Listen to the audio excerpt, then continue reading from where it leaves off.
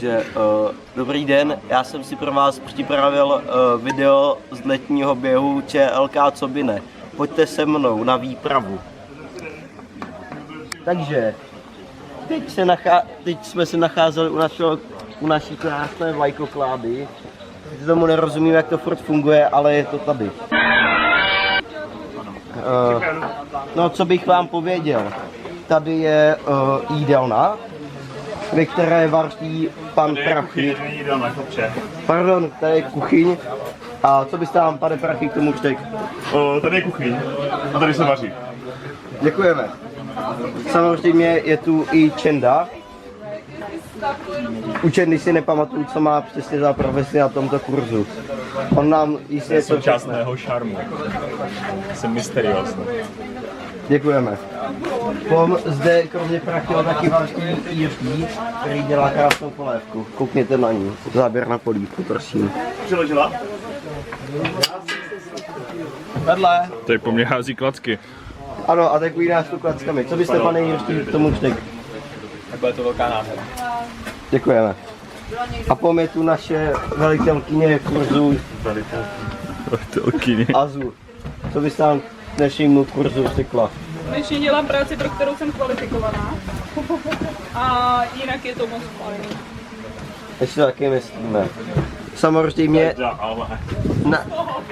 my natáčíme samozřejmě v programu Office Hours a proto tady jsou skupinky a baví se na předem daná témata u určitých instruktorů. Zde je Šája a její Coca-Cola. Šájo, co bys si nám ještě taky Coca-Cola? Chtěla bych říct, že nejsme Coca-Cola, ale Pepsi. Jakože chtěla bych se teďka věnovat tady dál našim účastníčkům skvělým, protože mají spoustu otázek, protože jsou úplně úžasný. A tak mě prosím nechte. Jaké máte otázky? Všetečné. Velmi zajímavé. Máme jich mnoho.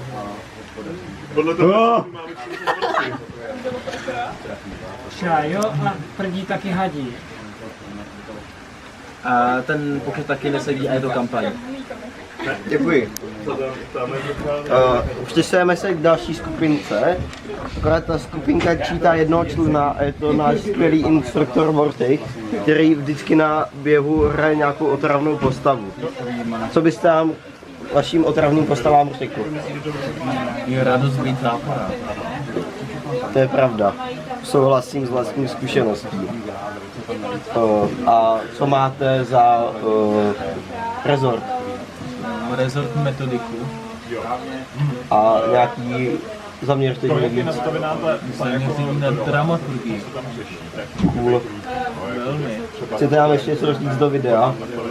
Mějte se fanfárově. Užiju nakonec. Takže půjdeme se přesuneme k další skupinky. My nejdeme nikoho šikanovat. Ta je další skupinka, čítá jednoho bývalého amerického prezidenta a jednoho běžnou floru v Mexiku. Náhoda, nemyslím si. Co byste nám, pane Kaktus, řekl a jaký máte rezort? Já mám samé důležité rezorty, jako je organizace, hospodaření, trochu práva, trochu osobnosti.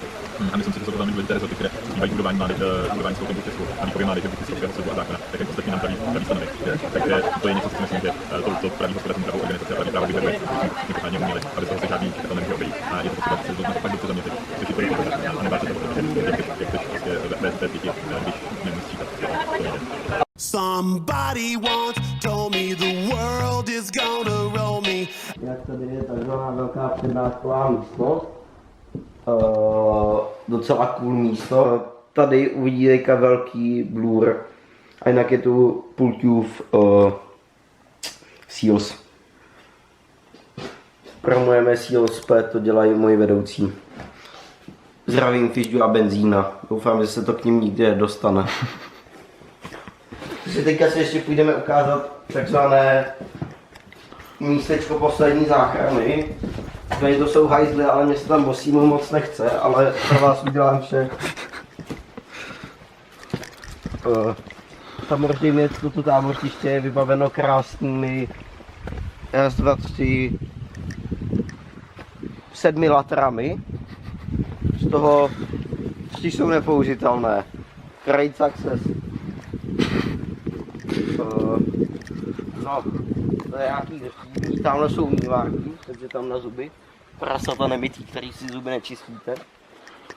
Tady je odpadovka. Tady je jídníka. A tady jsou kadibutky a tamhle je chcací les. A pro absolutní gurmány je tam i Y na No Henry. Já nevím, co bych vám řekl ještě dál a tady asi ukončíme pro... Mějte se fanfárově.